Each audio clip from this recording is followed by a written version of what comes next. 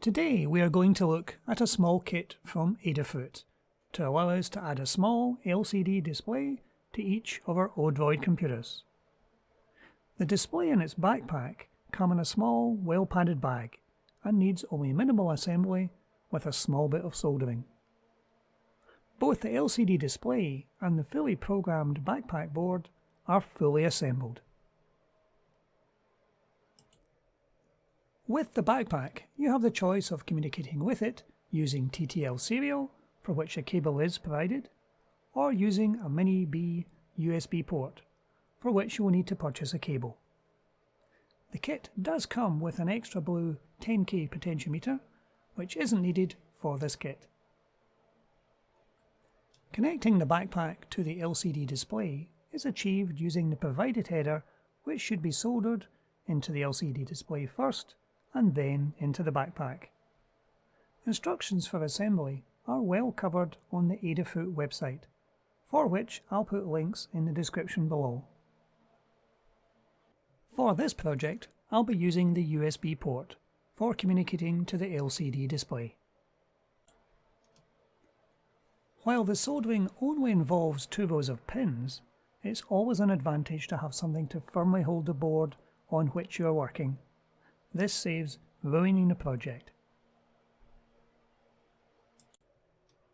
It's my plan to have 4 of these LCD displays, 1 for each of the computers in the Odroid cluster.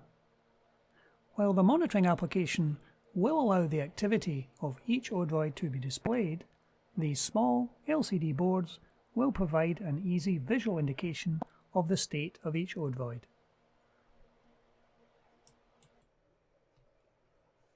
As always, after completing soldering, it's important to check your work to ensure you haven't created any short circuits or missed any of the solder joints.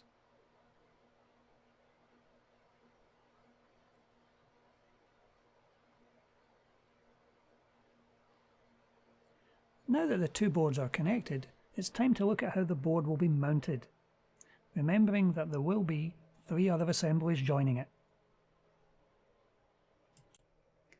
I've decided to go for a freestanding frame made out of maker beam struts, to which each of the completed displays will be bolted.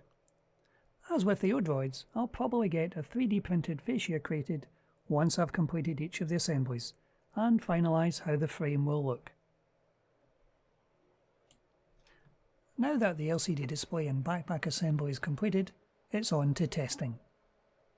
Plugging the mini USB cable into the unit provides power, and the unit briefly displays an Odroid splash screen, so assembly was successful. Programming via the USB port was very straightforward, and I've covered the coding in a video on my Power Basic for Beginners YouTube channel. The link should be here above and in the description below. I'll also put links in the description to where the LCD display and backpack can be purchased. There are larger displays available, should you need them for your projects. But that's it for today. Thank you for watching.